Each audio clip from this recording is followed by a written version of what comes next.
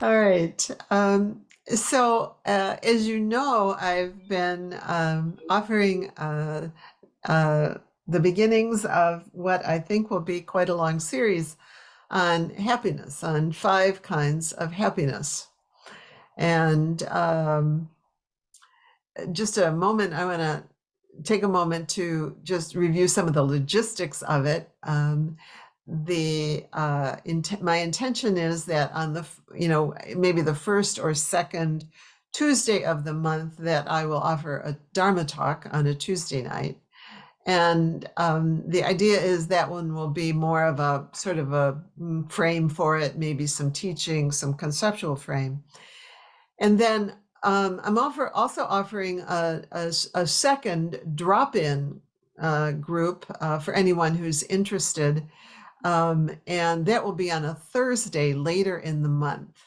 And if you are confused about which Thursday it is because I have been confused about which Thursday it is. We've finally gotten it straight. I think I've finally gotten it straight. I keep giving Dolly the wrong information, hence she sends the wrong information to you. It is not Dolly's fault. It is my muddled brain that is doing that. The idea is we will have a drop-in session on the third Thursday. So this week's notice was incorrect, thanks to Sharon. So it'll be the third Thursday this month. It will be October 20th. And it will begin at 7, not at 7:15. And we do ask you to, or I do ask you to register. Dolly, could you put the registration link in the chat box for folks? I do ask you to register. You can register and not come. But one thing about the registration is that there is also a link that will also give you a link to some materials, including a resources page. So what I'll do each time is offer some resources, some readings, some guided meditations, links to any poems that I will use. So if you want to have access to the resources, you can go ahead and register also. And if you decide not to come on Thursday night, that's fine as well. So the gathering will be on the third Thursday, not the fourth of the month, and at 7 o'clock. And here's another exception. I will pause while your brain gets ready for it, which is we will not have an extra session in November. I realized that it would be right exactly in the middle of my physical move. And I thought that was probably not a wise thing to do. So we will not be meeting in November. And no, I am not leaving Charlottesville. I'm actually moving closer to Charlottesville. So we'll meet in October, meet again in December on the third Thursday. Also, one other thing is that the drop-in sessions will not be recorded. The Tuesday evening sessions are recorded. The drop-in sessions will not be recorded. So if you don't come, there won't be any access to what we do that night. Okay, any questions about that? And then if, I don't know, I can't see my chat. Let's see, did we get the link? Yes. So Dolly has put the link for the registration in the chat box, and we'll also get it to you in next week's newsletter. So you'll have time to register for that. Any questions about any of that, the logistics of that I've managed to confuse everybody with? Thank you for your patience. And so tonight I'd like to start with the that first kind of happiness, the happiness of the experience of the senses. And I want to, before I go into that, I want to respond to a couple of the questions that have come in. Your questions have been splendid. I very, very much love them and appreciate them. And I just want you to know that the questions, by asking questions, you are actually contributing to the form of these gatherings, of these meetings. So please feel free, keep those questions coming. Maybe Dolly, you would put my email into the chat box as well. You can email me. That's probably the best way to do it. Then they won't get lost in the chat if you have questions as you go along. So I wanted to talk about a couple of the questions before I move into sensory experience. And the last talk in September, we talked a bit about worthiness, the worthiness to experience pleasure. And I would just note that if we don't believe even a little bit that we are worthy of happiness, then we won't do the things that are needed to cultivate and sustain a quality of happiness in our minds and hearts and bodies. Which is why I took some moments to speak to that. Now, having said that, it doesn't mean that we have to be 100% convinced and sure that, of course, I am worthy of happiness. We'll settle for 1% or a half of 1%, but enough such that there would be a little space, a little curiosity, that perhaps, yes, even you, perhaps, yes, even I might be worthy of not only sensory happiness, not only blamelessness, not only kindness and compassion, not only the happiness of concentration, not only the happiness of mindfulness, but the happiness of liberation, of full liberation. Yeah. So the Buddha invites us into each of those qualities of happiness. And so we begin by faith. That's why I shared David White's poem, where he says, there is a faith in loving ourselves fiercely. So we begin by faith that inspires us to do what helps and don't do what doesn't. Which is really what wise effort is. It's really what the Buddhist teachings. Do what helps, do what is wholesome, don't do what isn't. Easy enough to say, not always so easy to practice or to find. And then another really splendid question. I love this one. I don't doubt that I deserve happiness. Am I missing something? Am I being superficial or shallow? Am I over deserving of happiness? And to me, this is just a perfect example of that, of a personal inquiry and of making yourself a light. To kind of go,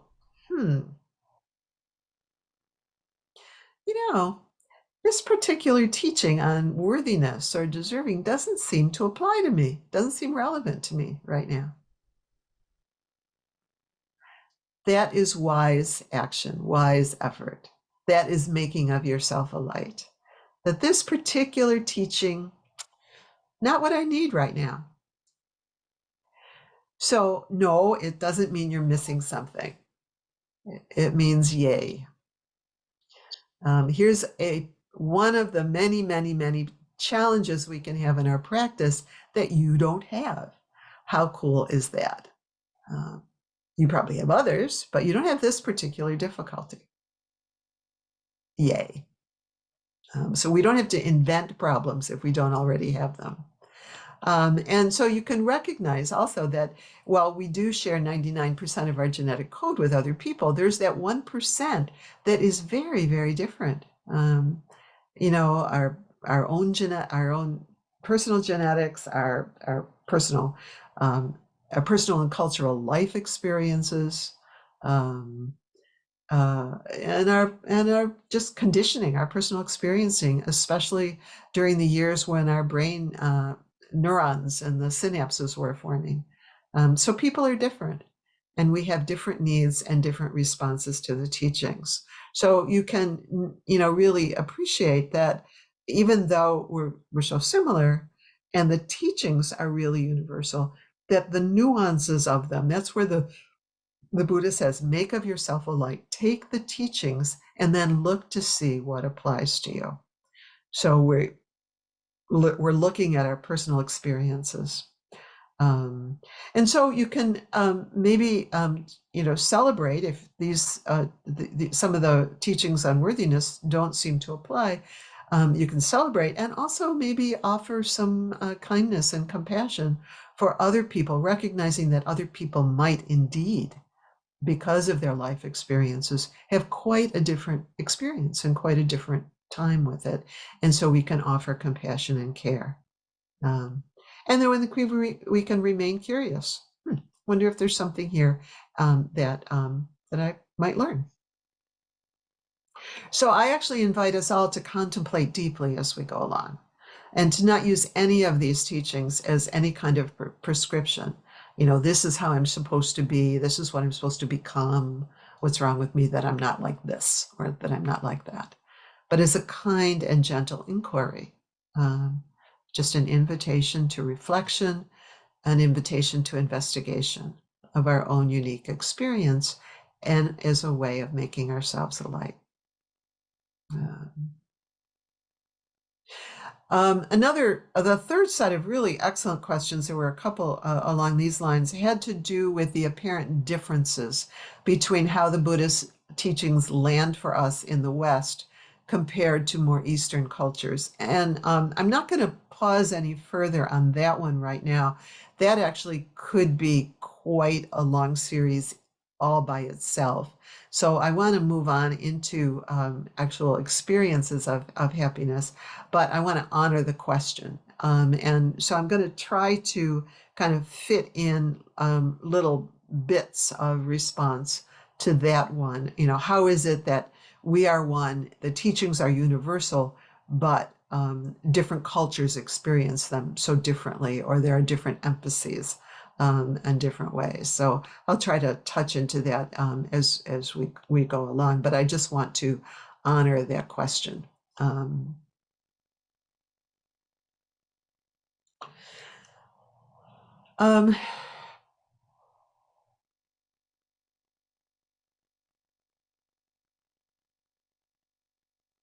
So for us now here, simply a proposal.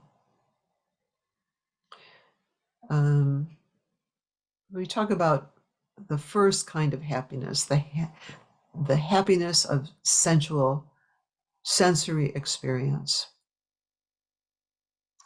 And here's a proposal, that we can mistake the teachings on ultimate freedom, pleasure, and happiness, and allow them to confuse us about relative freedoms, pleasures, and happiness. That the ultimate teachings mean that the circumstances of our lives are unimportant, that we should somehow neglect or disregard or rise above or even reject them is unimportant and unspiritual.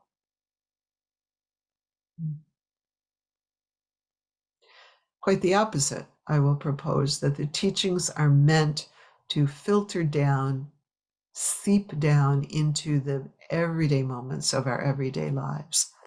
And to mistake that and to kind of try to use spiritual practice to kind of rise above our human experience is actually the mistake that Siddhartha made when he spent 3 years becoming the world's best ascetic. There was nobody who deprived his body better than he did. And he finally came to see that it was about balance, and that it was doing him no good. And actually, he got a fair amount of criticism and rejection. It's like, look at him, he has fallen off the path because he allowed the experience of the body. So finding that balance, finding how to use that well, is really what is the key. So our lives and our spiritual practice invite a dance. It's not an either or, but it's a dialectic, if you will, between form, the forms of this life, the forms of our bodies and minds, and emptiness, enlightenment. So it's a dance in such a way that we live lightly and allow nourishment in the world of form without asking those forms to do more than they can.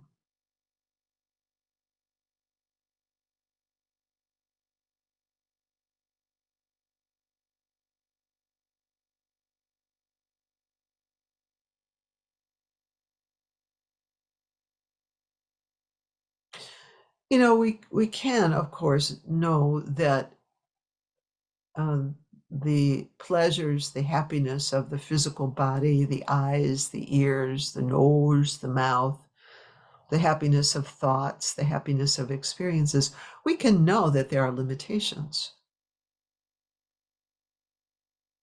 Anybody want to venture a thought about what some of those limitations might be?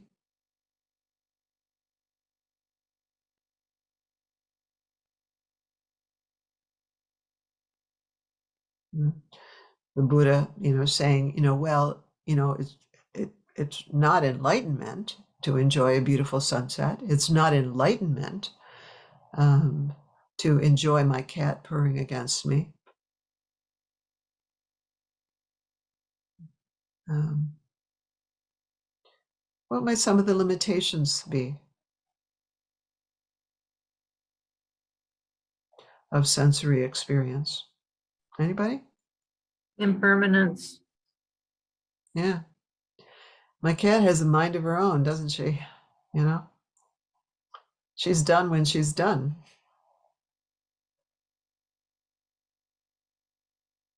Thank you, Barb. Anything else? Other limitations?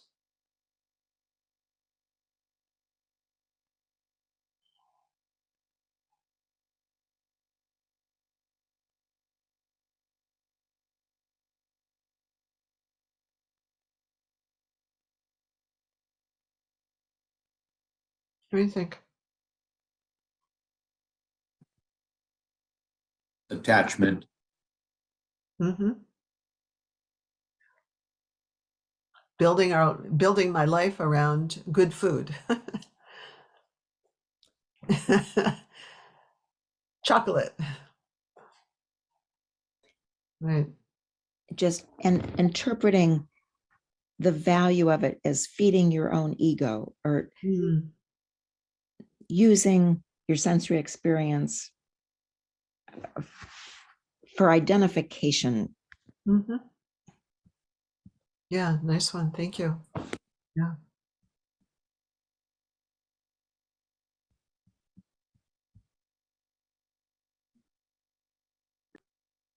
Yeah, I heard somebody thank God for sparing her in her trailer in Hurricane Ian.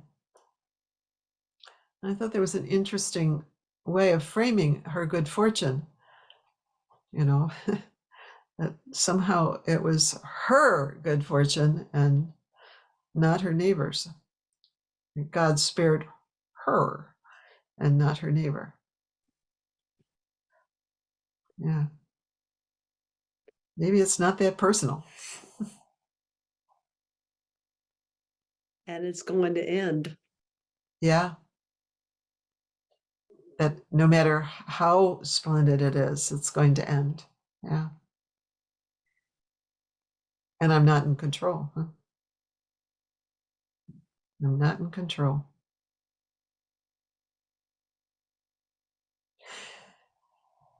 Anything else? Let's see so if I'm missing you, I can't see everybody. So if anybody else, is that good? Just a few of the ways. Oh, maybe one other way is just the David mentioned attachment, but the craving, that we can just, really be preoccupied with, I have to have that. whatever that is. So, of course, there are limitations to sensory pleasure. It is not true, however, that that sensory happiness is not, there's a double negative there, is not part of our spiritual practice. The Buddha says the gladness connected with the wholesome I call an equipment of mind for overcoming ill will and hostility. And I just love that phrase, an equipment of mind. The gladness connected with the wholesome I call an equipment of mind. So we're really working with equipping our minds and hearts and bodies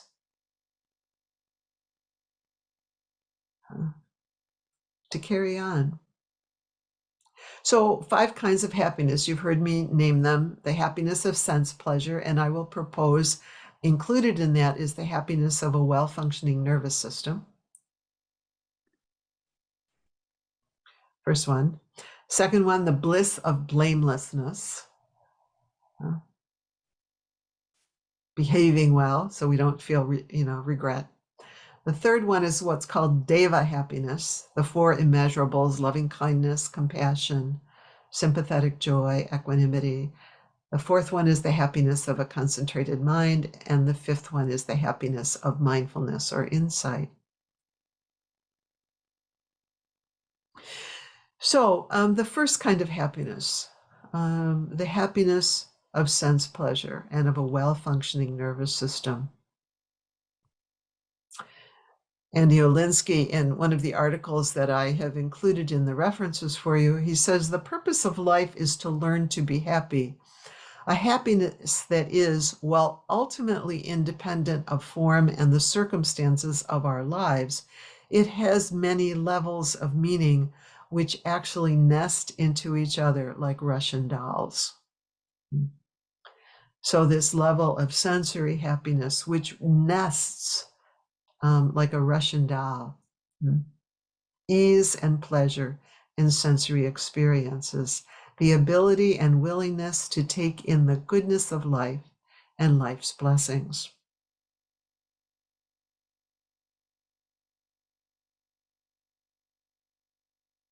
Without the fluid and flexible capacities of a happy and well-functioning nervous system, we will be addicted to our narrow and limited struggles with a perception and a spiritual practice that keeps trying and failing to gain some control. Using our spiritual practice to try to gain some control over the chaos of our internal and or external experience. So that we need to develop and strengthen these, the happiness of form, as a way of helping us navigate some of the difficulties. And as Western practitioners of a spirituality that developed in Eastern cultures, it's an important dimension that is sometimes lost in the teachings. I gave you another reference that's from John Wellwood, and he says that traditional Asian cultures did not engender the pronounced split between mind and body that we in the West know so well. In giving priority to the welfare of the collective, Asian societies also did not foster the division between self and other, individual and society, that is endemic to the Western mind.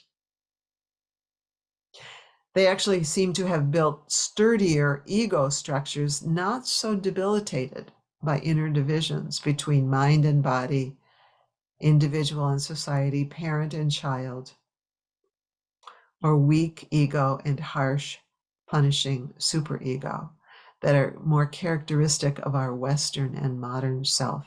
Those kinds of splits, the ways we can turn on ourselves, are just not characteristic of the Eastern mind. This is Suzuki Roshi, the Zen master. He says, knowing that your life is short, your task is to enjoy it day after day, moment after moment.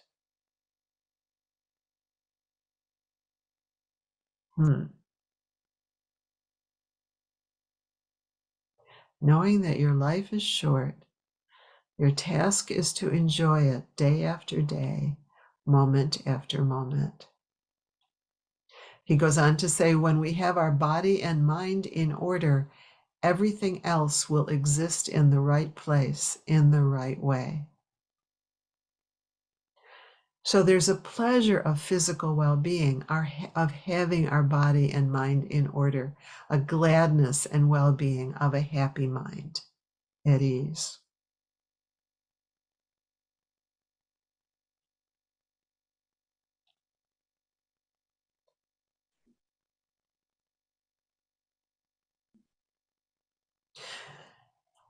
So each is needed, each kind of happiness is needed, and we can't skip over levels. I'll propose that skipping over the levels is actually the error that is sometimes made in teaching, and is perhaps a way of helping us understand, when spiritual teachers who have really clearly very advanced skills in some of the higher kinds of happiness,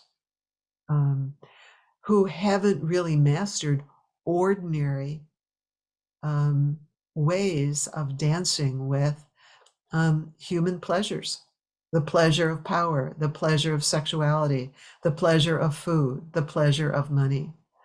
And they haven't really worked with those or mastered them. And so they can make some fairly significant errors, even though they have very advanced skills in other ways.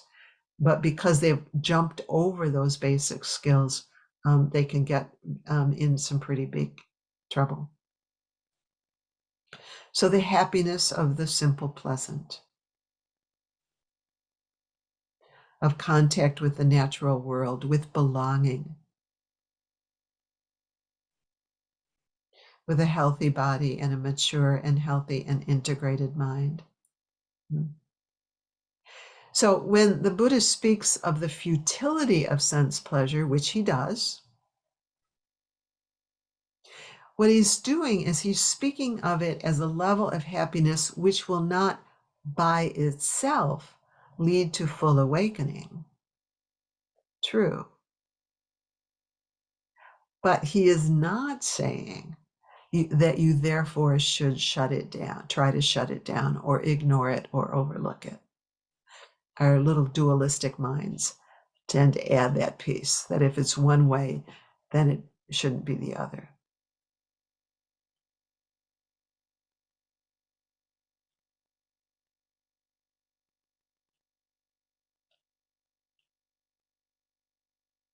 I'm looking for a quote from Ayakima. So Ayakima, the German nun, says, a pure heart and mind will find enjoyment in the simplest things, in a beautiful sky, lovely greenery, a pleasant conversation. There is nothing intrinsically wrong with enjoying the pleasures of the senses when they are harmless and refined. So by harmless and refined, she's saying, there could be a pleasure of the senses like addictions or something like that isn't harmless and refined. So it's important to not throw the baby out with the bath in terms of sensory happiness. And for now, maybe it's useful to remember that the goal of our practice is wholesome happiness. And, I use the word pleasure interchangeably. Pleasure may not be the best word to use, actually. Many of you have said that there are different words that resonate with you more effectively than happiness or joy.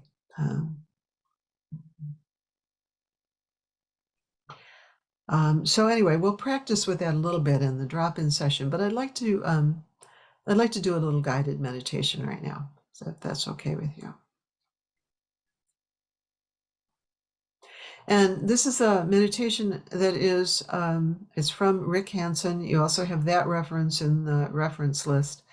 But it's a meditation on noticing positive experience that is already present. We don't have to invent anything.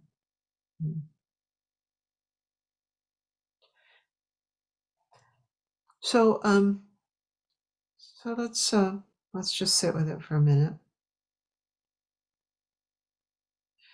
And it's very similar to what we did in the earlier meditation, but see if you can find a pleasant experience that is already present in your physical body.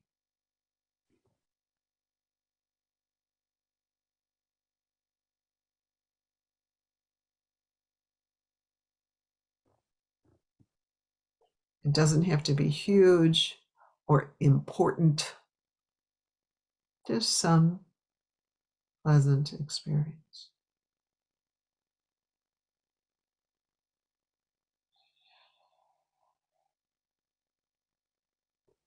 Where is it? Notice it. Where is it?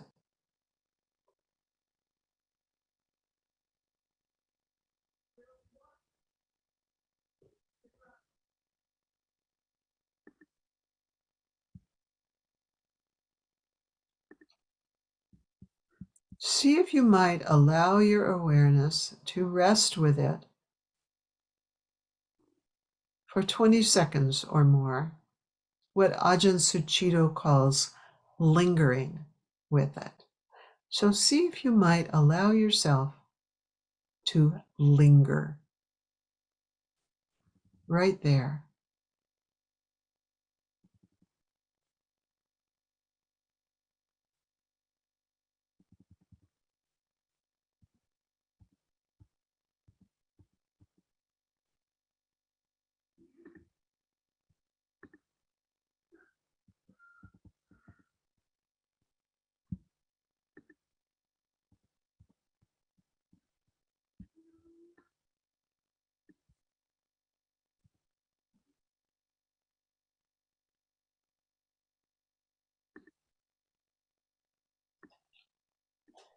See if it's possible to enrich it, to deepen it, maybe by breathing, maybe by moving the body. Play with it. Is it possible to enrich that feeling, to make even more room for it?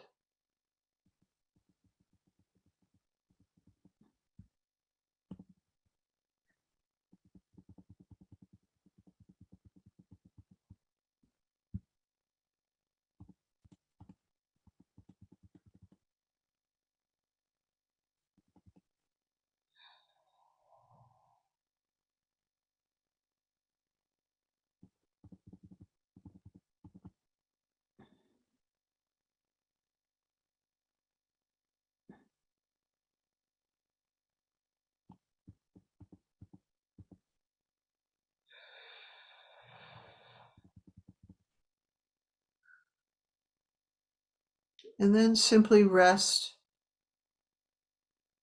with that. Possibly allowing it to fill the body. If it doesn't want to fill the body, that's fine.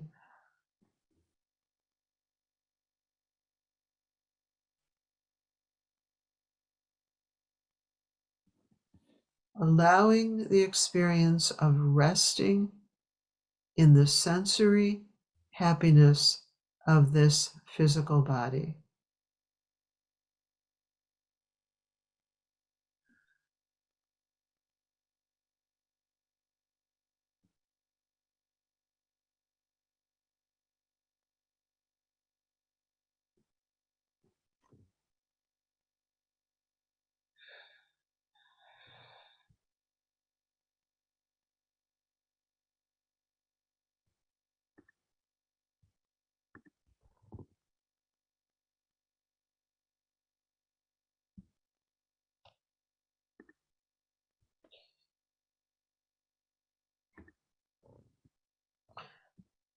If you have difficulties with this, know that that's natural. It can be hard sometimes to allow ourselves to take in the good and to relax and rest with it. When working with our minds, Rick suggests it helps to have a gentle yet persistent spirit of exploration.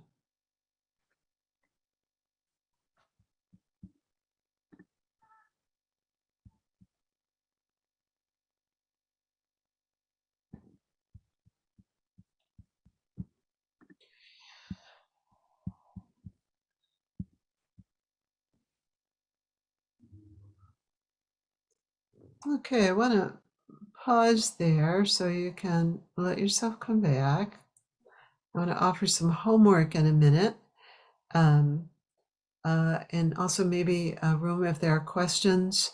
It might work more easily for you if you choose another sensory organ to play with. For some of us, music, but that you might practice with hearing and doing the same sort of thing. Just hearing, finding it in your body. Where does it resonate in your body? Can you enrich it? And can you rest in that goodness? Seeing something beautiful. Often, we see something and we kind of move on very quickly. Down here at the Outer Banks, and we have, of course, had the storm go through. And then on Saturday, there was this beautiful day of sun, and it was, oh, can I rest with that, really taking that in? Questions, and then I'll, maybe expand on the homework. Any questions? Anybody want to offer? And I can't necessarily see you all, so you might have to speak up. Questions, comments, What was the objections? second happiness? Could you repeat the second happiness? It's called the bliss of blamelessness. It's basically behaving well, so that you have no regrets. Thank you. That person says, "Oh, by the way, I want to talk to you about something," and it isn't that you've, betrayed them with your words. You can be curious, but you know that you've behaved well.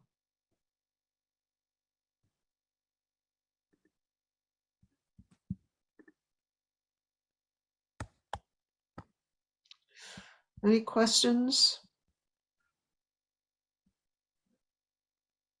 Comments?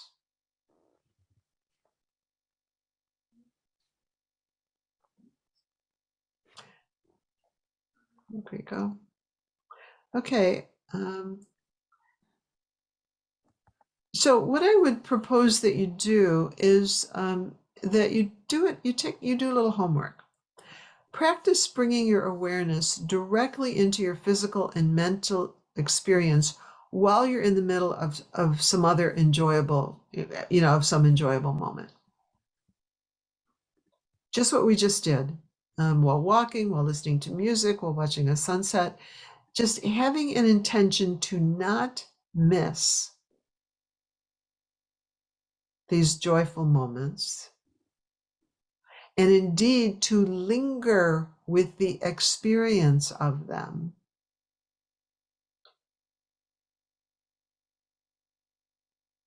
Letting them deepen into your nervous system.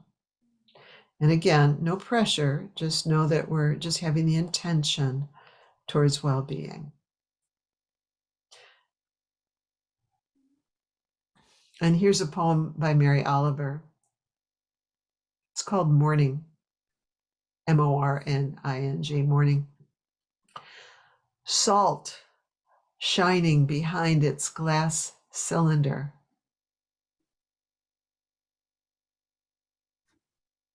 Milk in a blue bowl.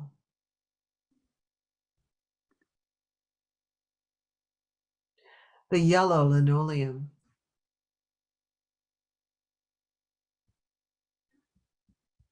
The cat stretching her black body from the pillow, the way she makes her curvaceous response to the small, kind gesture, then laps the bowl clean, then wants to go out into the world where she leaps lightly and for no apparent reason across the lawn, then sits perfectly still in the grass. I watch her a little while, thinking, what more could I do with wild words? I stand in the cold kitchen, bowing down to her. I stand in the cold kitchen, everything wonderful around me.